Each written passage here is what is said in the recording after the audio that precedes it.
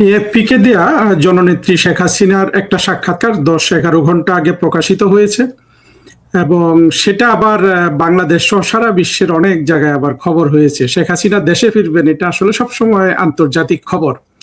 শেখ হাসিনার দেয়া এই সাক্ষাৎকারের কোন অংশটা গুরুত্ব দিতে হবে, কোন অংশটাকে তেমন গুরুত্ব দিতে হবে না, বা কিভাবে এই বক্তব্যগুলো পড়তে হবে, সেটা নিয়ে এই এই ভিডিওটা করছি। দেখুন, এর সাথে আরেকটা জিনিস আছে যে আওয়ামী লীগের অফিসিয়াল যে ফেসবুক আছে সেখান থেকে প্রফেসর এ আরাফাতের ইউটিউবে জননেত্রী শেখ হাসিনার প্রকাশিত একটা বক্তব্য আছে। সেই বক্তব্যটারও একটু বিশ্লেষণ করে এই ভিডিওটা শেষ করব। জননেত্রী শেখ হাসিনা যথারীতি বলেছেন তিনি ফিরবেন, তিনি জানেন ফেরার চ্যালেঞ্জ কি, তাকে জেলে নেওয়া হতে পারে, ফাঁসি দিতে হতে পারে, এগুলোর জন্য মানে তাকে জেলে নেওয়ার জন্য, ফাঁসি দেওয়ার জন্য যারা বাংলাদেশ এখন দখল করে আছে তারা প্রস্তুত হয়ে আছে, এসব তিনি জানেন। কিন্তু তিনি ফিরবেন, তার ফেরার এই সিদ্ধান্তে কোনো পরিবর্তন হবে না। এটা তো সঠিক কথা। যারা প্রথমেই শুনেছিলেন যে শেখ হাসিনা একটা ডেট দিয়েছেন ফিরবেন, আমরা যারা শেখ হাসিনার কর্মী কিংবা যারা শেখ হাসিনাকে চেনেন, শত্রু এবং মিত্রপক্ষে সবাই জানেন যে শেখ হাসিনা এইরকম একটা কথা না বুঝে বলেননি, সিদ্ধান্ত না নিয়ে করেননি, এখন তিনি ফিরবেন। সোজা কথা, এই ফেরার ক্ষেত্রে যেসব রিস্ক আছে সেগুলা বলছেন, কিন্তু জননেত্রী শেখ হাসিনা এগুলা বলছেন এই জন্য যে এই জিনিসগুলো বলতে হয়। উনি কি বলবেন? উনি কি বলবেন যে আমি গিয়েই তারেক রহমানের সরকারকে ফেলে দিব এবং আমি প্রধানমন্ত্রী হয়ে বসে যাব, এটা বলবেন তিনি? কিন্তু এটা বলবেন না।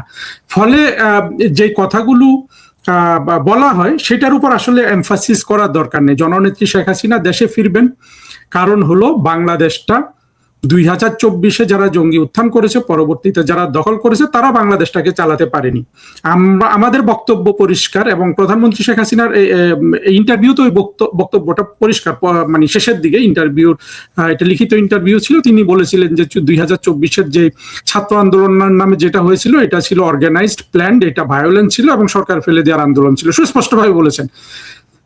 আর উনি ওইখানে যেটা নিয়ে সবাই ওনাকে খোঁচায় যে আপনি কি ক্ষমা চাইবেন, এক স্পষ্ট শেখ হাসিনা এটা নিয়ে কোনো কথাই বলেননি। তিনি বলেছেন যে যারা মারা গেছে তাদের সবার পরিবারের কাছে তিনি সমবেদনা জানান, কিন্তু তিনি যেটা বলেছেন যে রাষ্ট্র চালাতে গেলে একটা ছোট ঘটনা বা একটা ইনস্ট্রাকশন আইসোলেটেড দেখার কোনো মানে সেটাকে পৃথক করে দেখার কোনো সুযোগ নাই, সামগ্রিক বিষয়টা দেখতে হবে। সত্যকার হলো যে সামগ্রিক বিষয়টা আমরা বিভিন্ন বক্তব্যে বলে আসি, সেটা হলো প্রধানমন্ত্রী শেখ হাসিনা 2024-এর জঙ্গি উত্থানকালে বাংলাদেশের প্রধানমন্ত্রী ছিলেন, চিফ এক্সিকিউটিভ, রাষ্ট্রের প্রধান নির্বাহী কর্মকর্তা। সুতরাং তাকে শান্তি শৃঙ্খলা রক্ষা করার জন্য যা করার তা করতে হতো, কিন্তু তিনি সেটা করেননি। তিনি যেহেতু জঙ্গিদের মেরে ফেলছিল, জঙ্গিরা নিরীহ মানুষদের মেরে ফেলছিল, পুলিশ এই ধরনের আত্মঘাতী হামলার মুখে পুলিশ অনেকটা কিংকর্তব্য বিমূঢ় হয়েছে, সেনাবাহিনী ইতিমধ্যে পক্ষ ত্যাগ করে জঙ্গিদের পক্ষে চলে গেছে। এই অবস্থাতে শেখ হাসিনা চাননি যে আর মানুষ মরুক। সেই জন্য তিনি স্পষ্টভাবে তখনকার পররাষ্ট্রমন্ত্রী ডক্টর হাসান মাহমুদের সাথে তার একটা বক্তব্য, যেটা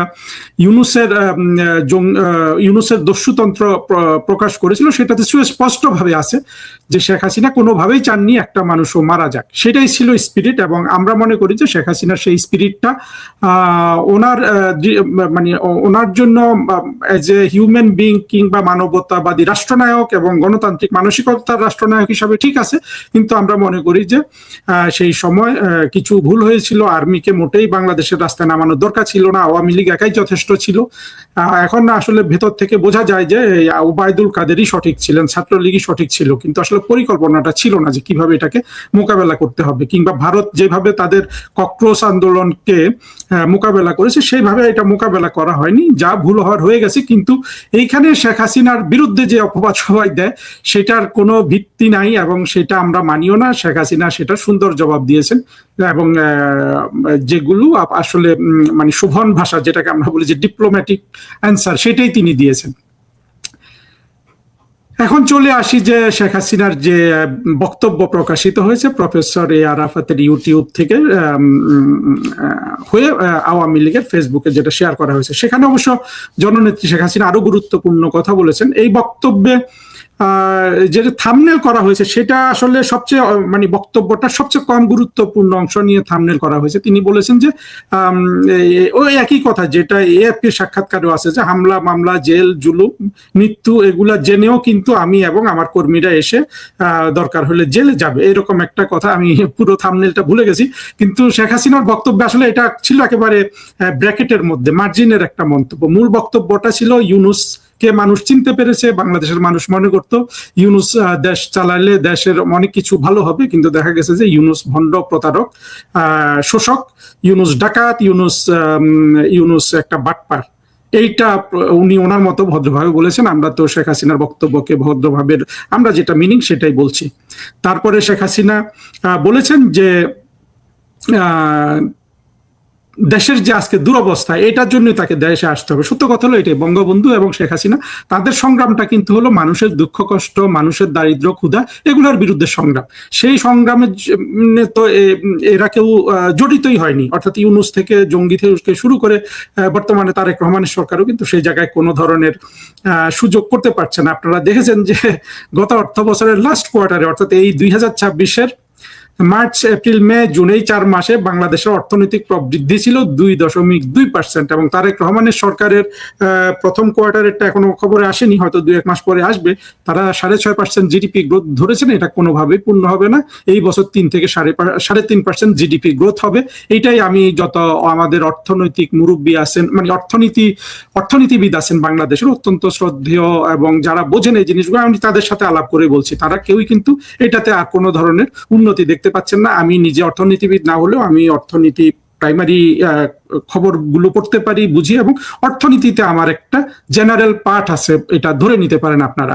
আমি কোনোভাবেই কিন্তু দেখি না যে তারেক রহমানের সরকার কোনোভাবেই 3.5-4%-এর উপরে জিডিপি করতে পারবেন। তার মানে হলো 2024-এর জঙ্গি উত্থান করে বাংলাদেশের যে কোমর ভেঙে দেওয়া হয়েছে অর্থনীতির, সেইটা আসলে আর পুনরুদ্ধার হবে না যতদিন এখানে হাজার হাজার কথা বলা হয়, কিন্তু যতদিন বাংলাদেশে এই জঙ্গিবাদ, যে জঙ্গিরা বাংলাদেশ দখল করেছে সেটার আধিপত্য যতদিন থাকবে, সোজা কথা এই জঙ্গিবাদের আধিপত্য উঠে যাওয়ার একটাই প্রমাণ হলো যে আপনি আর এই ফুয়াদ, আপনি শাহরিয়ার, আপনি মাসুদ জামাতের এই লোকগুলোর কোনো বক্তব্য যেদিন শুনবেন না, সেই দিন আপনি হয়তো বুঝতে পারবেন যে তারেক রহমান এই ব্যাপারে সচেতন আছেন।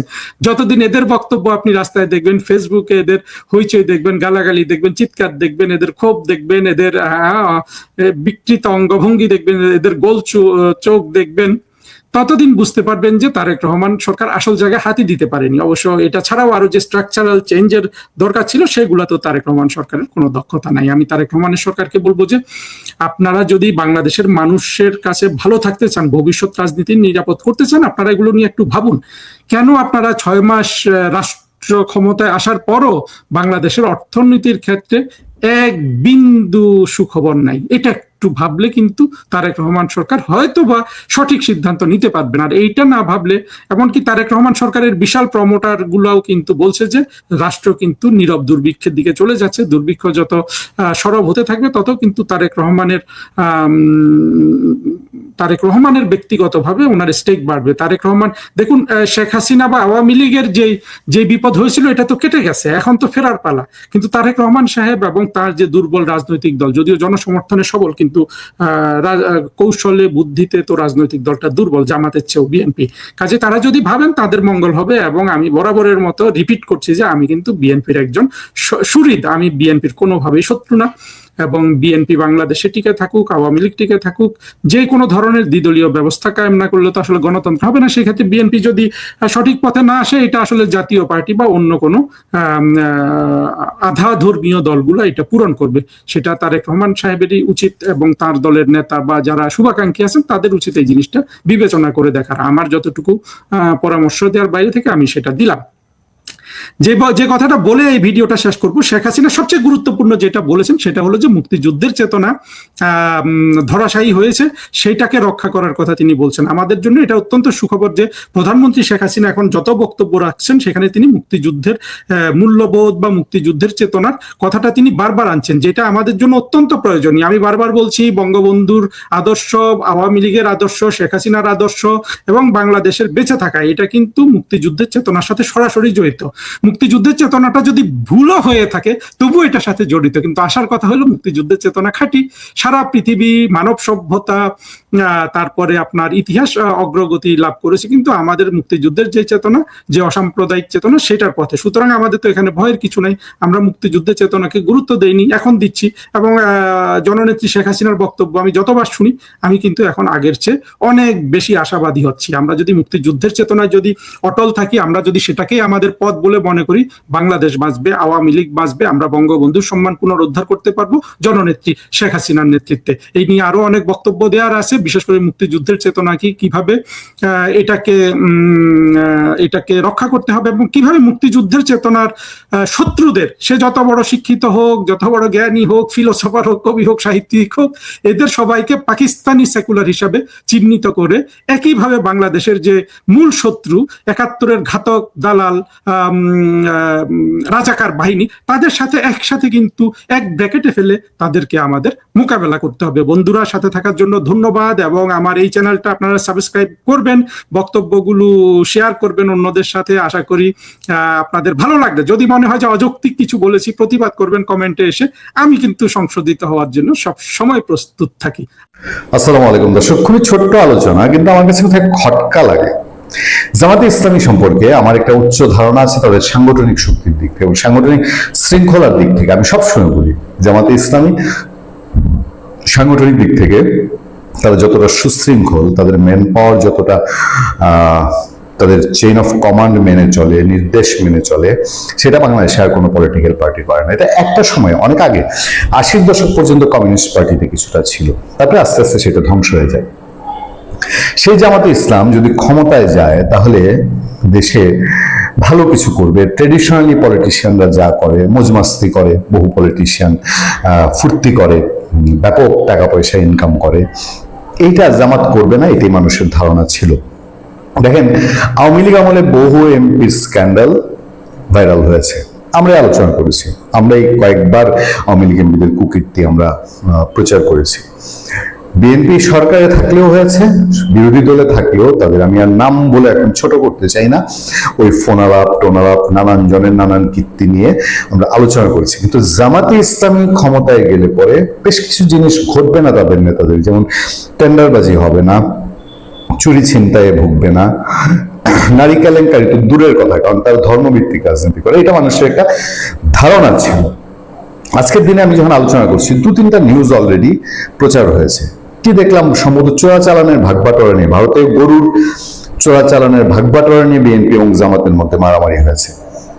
চর দখল, হাট দখল, এগুলো নিয়ে বিএনপির সাথে জামাতের মারামারি হয়েছে। তার মানে জামাতের লোকজন লোভে আবার পা দিয়েছে, এইটা বহু জায়গায় অভিযোগ উঠছে।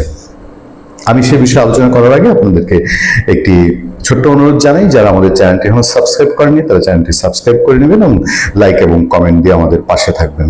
জামাতে ইসলামের নেতাদের আজকের যে একটা খুব সাংঘাতিক খবর এসেছে, আমি এর আগে এই গত ৪-৫ মাসে যেসব কাণ্ড কারখানা ঘটেছে আমি সবগুলো নিয়ে আপনাদের সামনে কথা বলতে চাই না, কারণ আমি ৫ মাসের কীর্তিকলাপ যদি কচলাই তাহলে এটা অনেক বড় আলোচনা হয়ে যাবে, দীর্ঘ আলোচনা হবে। আমি গাজী নজরুল ইসলাম জামাতের যিনি সাতক্ষীরার এমপি, তার কাণ্ড কারখানা নিয়েও নতুন করে আলোচনা করতে চাই না, সেটা নিয়েও যথেষ্ট আলাপ হয়েছে। আপনাদেরকে শুধুমাত্র আমি আজকের ঘটনার একটা দিকে আমি একটু আলোকপাত করতে চাই। সেই আলোকপাতটা আপনাদের কাছে কেমন লাগে সেটা আমাকে একটু কমেন্টে জানাবেন, এবং কতটা জামাতের নেতারা ক্ষমতা পেয়ে নৈতিক স্খলনের দিকে যাচ্ছে, এটা কিন্তু এই ৫ মাসের হিসাব না, শুধু এটা ইউনূস আমল মিলিয়ে, ইউনূসের ১৮ মাস, এখন ৫ মাস, মানে প্রায় ২ বছর গড়াতে গেল জামাতের লোকজনের কীর্তি কারখানা আমাদের সামনে আসছে। ধর্ষণের পর গর্ভের সন্তান নষ্ট করে দিয়েছেন জামাত নেতা, আদালতে বিধবা নারী।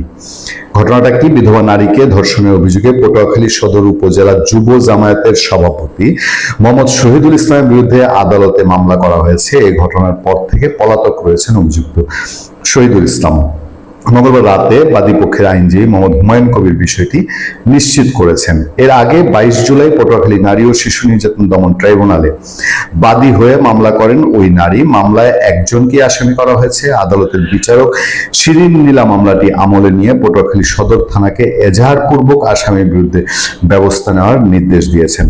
শহীদুল ইসলাম সদর উপজেলার ইটবাড়িয়া ইউনিয়নের বানিয়াকাঠি গ্রামের আবুল কালামের ছেলে। তিনি সদর উপজেলা যুব জামায়াতের সভাপতি এবং পটুয়াখালী ওয়েলফেয়ার ফাউন্ডেশনের দপ্তর সম্পাদক। মামলার এজাহারে ওই নারী বলেছেন, প্রায় 7 বছর আগে আমার স্বামী মারা যান। কিছুদিন পরে আমার একমাত্র ছেলেকে নিয়ে বাবার বাড়ি চলে যাই। সেখানে আমাকে দেখার পর শহীদুল ইসলাম বিভিন্ন সময় কুপ্রস্তাব দেন। প্রস্তাবে রাজি না হয় শহীদুল আমাকে বিয়ের প্রস্তাব দেন। বিয়েতে রাজি হলে শহীদুলের বোন আমাকে দেখবেন এই কথা বলে পটুয়াখালী শহরে নিয়ে যান।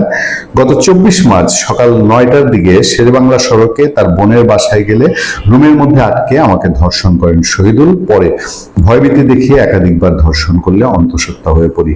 মামলায় আরো বলা হয়, শহীদুল আমার গর্ভের সন্তান নষ্ট করতে চাইলে আমি রাজি হইনি। গত 18 মে ডাক্তারি পরীক্ষা করানোর কথা বলে আমাকে ক্লিনিকে নিয়ে যান তিনি। সেখানে ওষুধ খাইতে দেওয়া হয়। ওই ওষুধ খাইতে না চাইলে ভয়ভীতি দেখানো হয়। পরে ওষুধ খাওয়ার পর অসুস্থ হয়ে যাই। একদিন পরে জ্ঞান ফিরলে জানতে পারি ওষুধ খাই আমার গর্ভের সন্তান নষ্ট করে দিয়েছেন শহীদুল। আমি এর বিচার চাই। এর চেয়ে ভয়ঙ্কর অভিযোগ আর কি হতে পারে একটা নারীর জন্য, একটা নারীর জীবন তছনছ করার জন্য? আমি বারবারই ঘুরে আসবো, জামাতের মানুষের কাছে এইটা কাম্য ছিল না। আমাদের অনেকের মধ্যে এরকম একটি অনুভূতি তৈরি হয়েছিল যে আচ্ছা, জামাতকে নিয়ে আমরা বহু কিছু বলি, জামাতকে স্বাধীনতা বিরোধী বলি, জামাতকে বা জামাতের ছাত্র সংগঠন ইসলামী ছাত্র শিবিরকে রক্কাটা পার্টি বলি, তারপরেও কোথাও যেন মনে ছিল আমাদের ধর্ম, শান্তির ধর্ম, ইসলাম ধর্ম, এই ধর্মের মানুষগুলো হয়তো যথাযথ দায়িত্বে যদি যায়, হয়তো তারা যদি একটু ক্ষমতার স্বাদ পায়, তাহলে সমাজকে একটু শান্তি দিবেন। কিন্তু একের পর এক যে স্পর্শকাতর বিষয়গুলো সামনে আসছে, একের পর এক যে স্ক্যান্ডাল গুলো সামনে আসছে, এবং জামাতের এই যে যুব শাখার প্রধান, এই লোককে জামাত কি তারা তো প্রচন্ড ছাকনি দিয়ে তাদের নেতৃত্ব বাছাই করে, প্রচন্ড, এবং তাদের লোকজনের নৈতিক জায়গাটা তারা, আমরা যতটুকু জানি, তাদেরকে বই পড়া, তাদেরকে শৃঙ্খলার মধ্যে রাখা, 5 ওয়াক্ত নামাজ পড়া, এগুলো তাদের জামাতের সাংগঠনিক কাজের মধ্যে এগুলো গিথে আছে। এইগুলোর মাধ্যমে তারা একটা নেতৃত্ব ঠিক করে। খুব কিন্তু টাফ জামাতের একটা নেতৃত্বে আসা, এটুকু আমাদের ধারণা ছিল। তাহলে এই টাইপের লোক যে নেতৃত্বে আছে,